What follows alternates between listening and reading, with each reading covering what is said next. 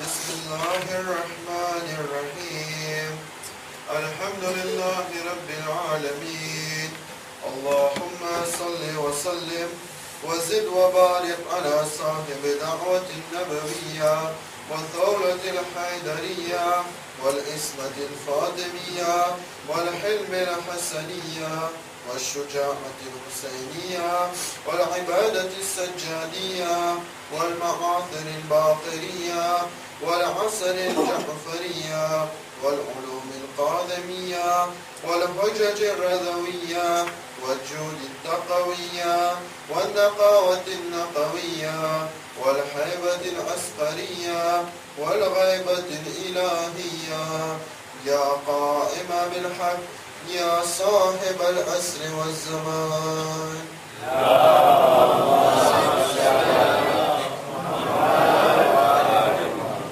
أما بعد قال الله تبارك وتعالى في القرآن المجيد بسم الله الرحمن الرحيم أينما تكونوا يأتي بكم الله جميعا إن الله على كل شيء قدير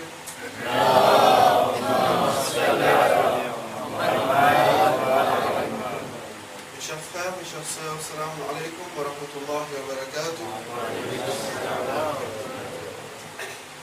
Nous sommes en train de discuter, et nous sommes quasiment au terme maintenant, des 30 conditions que l'imam Zaman, Ajalallahu Ta'ala Farajahu Sharif,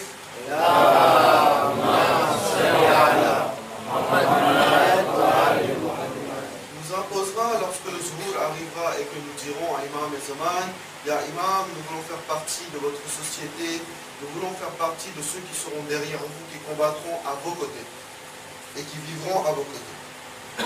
Aujourd'hui, nous traiterons les conditions numéro 26, 27 et 28. Pour la 26e condition, avant de la traiter, je tiens à l'avance à m'excuser si ce que je vais dire, les propos que je vais porter et bien sûr l'éclaircissement de cette condition heurte la sensibilité de certaines personnes, car c'est possible, car ce sujet-là est extrêmement sensible. Mais nous vivons dans une société aujourd'hui où je me dois finalement de traiter cette condition et d'apporter des éclaircissements dessus et de vous montrer ce que nos imams, ce que nos Ahl al-Bayt, ce que Allah subhanahu wa ta'ala pense de ce péché-là. La 26e condition qu'Imam Zaman nous imposera, clairement, l'imam nous dira, vous ne plongerez pas dans l'homosexualité. Nous savons aujourd'hui, nous vivons dans une société, dans la société française, et nous savons qu'il y a quelques années, la loi du mariage pour tous a été validée. C'est pour cela que même si ce sujet finalement est extrêmement sensible, je me dois de le présenter devant vous et de vous apporter des éclaircissements, surtout pour nos jeunes enfants qui vont créer une société dans le futur. Il faut qu'ils sachent finalement quelle est la gravité de ce péché-là aux yeux des Ahl al-Bayt et surtout aux yeux d'Allah subhanahu wa ta'ala.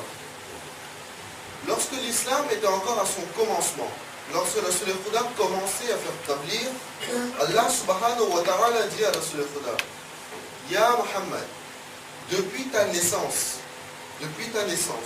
et jusqu'à ce que tes descendants vivront dans ce monde, c'est-à-dire à partir de ta naissance, jusqu'à ce que le Qa'im, Imam Zaman, Ajallahu Ta'ala Farajahu Sharif,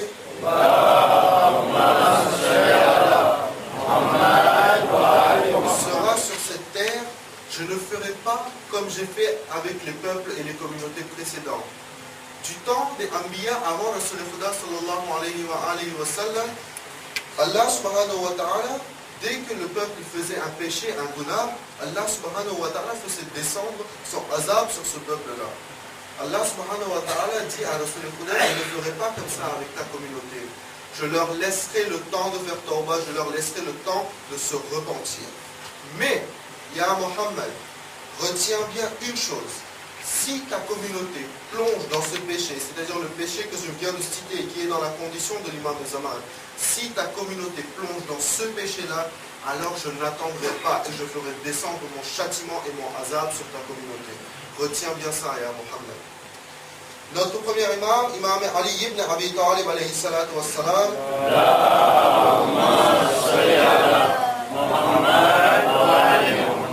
dit dans un hadith, celui qui est impliqué dans ce péché gravissime celui qui est impliqué dans ce péché-là, il ne lui sera même pas possible de voir le paradis, même de loin. Il ne pourra ni le sentir, ni le voir, même de loin. Ensuite, l'imam Ali alayhi salam ajouta, lorsque je dis être plongé dans ce péché-là, pour l'imam Ali alayhi salam, lorsqu'il dit être plongé dans ce péché-là, l'imam expliqua. Il dit, pour moi, être plongé dans ce péché, ce n'est pas, je m'excuse là aussi, je vais utiliser des termes qui sont quand même assez directs. L'imam Ali alayhi salam dit, être plongé dans ce péché-là, cela ne veut pas dire entre deux personnes, entre deux hommes ou deux femmes, avoir des rapports proches. L'imam Ali je ne vais pas jusque-là. Le fait même d'avoir des sentiments amoureux pour une personne du même attribut, je considère que la personne est déjà tombée et déjà plongée dans ce péché-là. Pour cette personne-là, il ne lui sera même pas possible de voir le paradis, même de loin.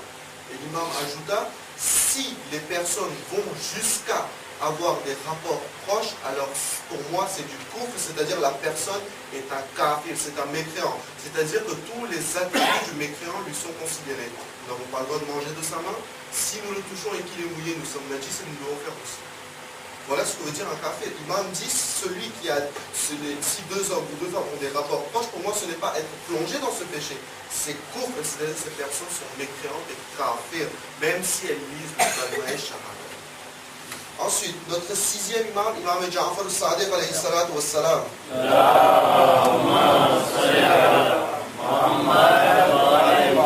Voyons la gravité de ce péché. Mais, que dit l'imam Ja'far al-Sadiq alayhi salam? Et là, nous verrons que si nous voulons reconnaître un Shia Itna Ashari, un Shia ni Ali, un Shia ni Haïdar al-Karrar, eh bien, nous pouvons nous baser sur ce hadith de l'imam Ja'far al-Sadiq. Imam Ja'far al-Sadiq dit, Allah subhanahu wa ta'ala protège nos chiites, protège nos chiites de quatre choses. La première chose, notre chia ne sera jamais dans une situation où il sera obligé de mendier. Dans la rue, par exemple, il sera obligé de mendier, donnez-moi de l'argent. Celui qui est notre chia ne se retrouvera jamais dans une situation pareille. Si quelqu'un se retrouve dans une situation comme celle-ci, cela veut dire qu'il ne fait pas partie de nos chiites. C'est un sujet bien compliqué aussi de déterminer qu'est-ce que l'imam entend par chia. Mais c'est un sujet bien trop long, je ne peux pas l'expliciter maintenant. Ensuite, deuxième chose, l'imam dit, notre chia est protégé de quatre choses par Allah subhanahu wa ta'ala. Première chose, mendier. Deuxième chose, ce péché que je viens de vous citer. Et notre chia, celui qui ne fera jamais, mais alors jamais ce péché-là. Troisième chose, l'imam dit, notre chia, Allah protégera ses yeux, c'est-à-dire que, et notre chia, celui, par exemple, parfois lorsque une personne naît, il y a parfois des troubles, il y a des malformations, par exemple, au niveau de ses yeux. Nous, nos globes oculaires sont blancs. Il y a des personnes, parfois, quand vous regarderez ses yeux, vous aurez l'impression que finalement, au niveau des globes oculaires, on a l'impression qu'il y a des caillots de sang à l'intérieur. Donc, Imam Ja'far al-Sadiq dit, Allah subhanahu wa ta'ala protégera nos chiites de ça. Alors, nous pouvons nous poser une question, pourquoi Imam Ja'far al-Sadiq va aussi précisément sur ce point-là?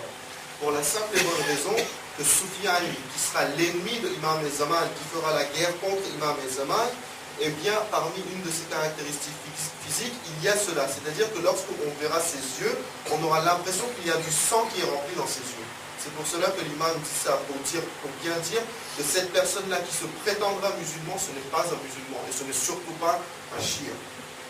Ensuite, dernière chose, l'imam Ja'far al-Sadiq dit, Allah subhanahu wa ta'ala protégera nos chiites d'un gouvernorat d'oppression, c'est-à-dire, et notre chia, celui qui, s'il gouverne, gouvernera avec justice et honnêteté. Celui qui gouverne dans l'oppression, ce ne sera pas notre chia. Voilà donc, je vais clore cette condition ici, avec un souro que nous connaissons tous, que nous lisons chaque 23e minute du mois de Ramadan, qui est le souré Al-Kabut. Nous savons très bien que la moitié du souré Al-Kabut parle d'un peuple comme Lut. Nous savons très bien le châtiment qu'Allah subhanahu wa ta'ala a infligé à ce peuple-là. Et pour quelle raison? Parce que tout le peuple, tout le Qawm Lut était justement plongé et impliqué dans ce péché gravissime. Voilà pourquoi l'imam al-Zaman nous dira si explicitement de ne pas plonger dans ce péché-là. Ensuite, les conditions numéro 27 et 28 qui vont de pair. L'imam al-Zaman, nous dira, vous ne serez pas avide d'or, 27e condition, vous ne serez pas avide d'argent. 28e condition. Quand je dis l'argent, ce n'est pas l'argent au sens l'argent liquide, mais au sens l'argent, la pierre précieuse. Pourquoi l'imam nous dira ça? Quel principe finalement l'imam me prenait en nous disant ça? L'imam veut nous dire que si vous rejoignez mes rangs, si vous voulez faire partie de ma société, ce n'est pas parce que vous voulez gagner de l'or, ce n'est pas parce que vous voulez gagner de l'argent. Vous ne viendrez pas avec moi, vous ne combattrez pas à mes côtés, vous ne m'aiderez pas, vous n'apporterez pas votre aide à moi pour votre intérêt personnel, pour votre enrichissement personnel. Si vous venez apporter votre aide, c'est pour m'aider à créer une société parfaite et pour m'aider à justement établir l'étendard à l'homme de l'islam véritable dans le monde. Vous ne viendrez pas ni pour gagner un trésor, ni pour vous enrichir. Voilà ce que l'imam nous dit à travers ces conditions-là.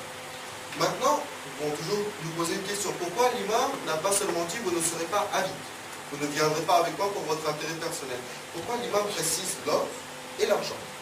Cela a un rapport avec une guerre que l'on appelle Jangir Tarkissia. Tarkissia, il faut savoir que c'est une ville qui se trouve en Syrie.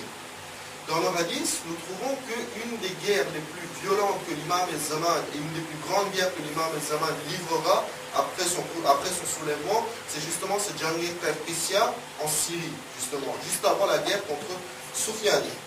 Que dit le Rasul Khuda sallallahu alayhi wa sallam?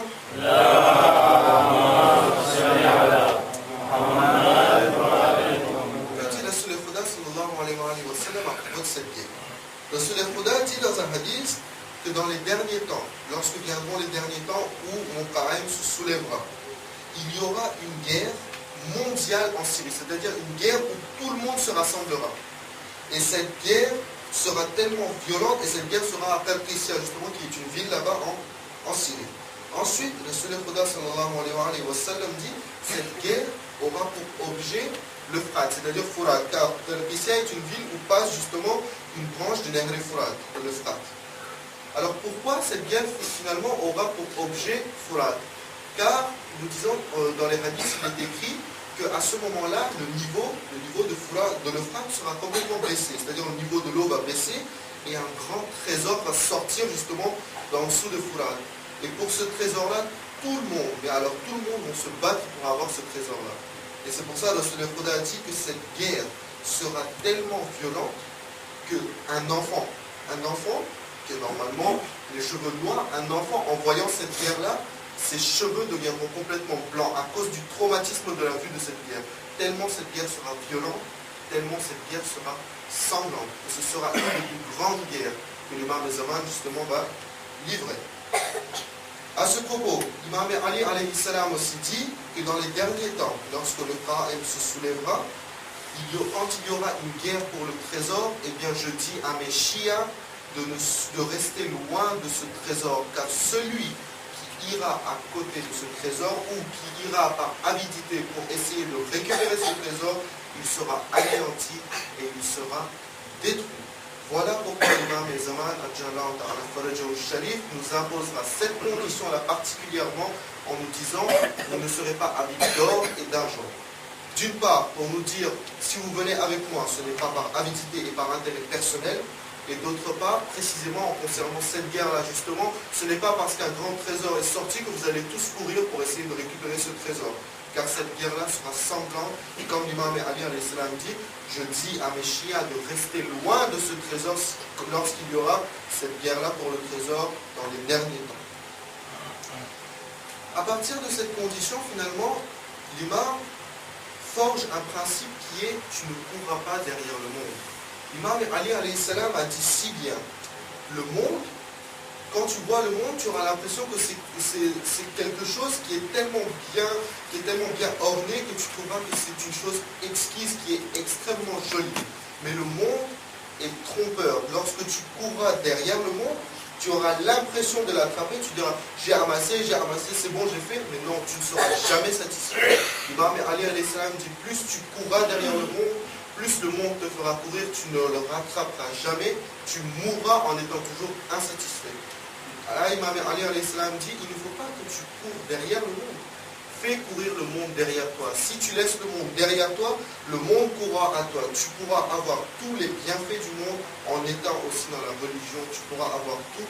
Et quand tu mourras satisfait. Et surtout dans l'au-delà, tu auras ta place. Tu ne seras pas dans l'enfer. Parce que celui qui court derrière le monde n'a jamais le temps de s'occuper de la maison définitive qui est celle qu'il construit dans l'au-delà.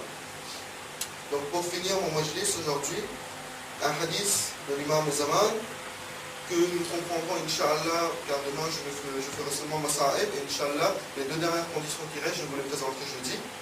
Donc ce hadith-là, nous le comprendrons jeudi lorsque je vous présenterai la dernière condition. L'imam Zaman dit, Biharul Anbar, volume numéro 53, page numéro 180. L'imam, alayhi salam, dit, vos biens ne seront pas acceptés tant qu'ils ne seront pas purifiés. Ceux qui souhaitent le purifier donnent, et ceux qui ne le souhaitent pas ne donnent pas. Qu'est-ce que cela veut dire? Nous comprendrons Inch'Allah après-demain.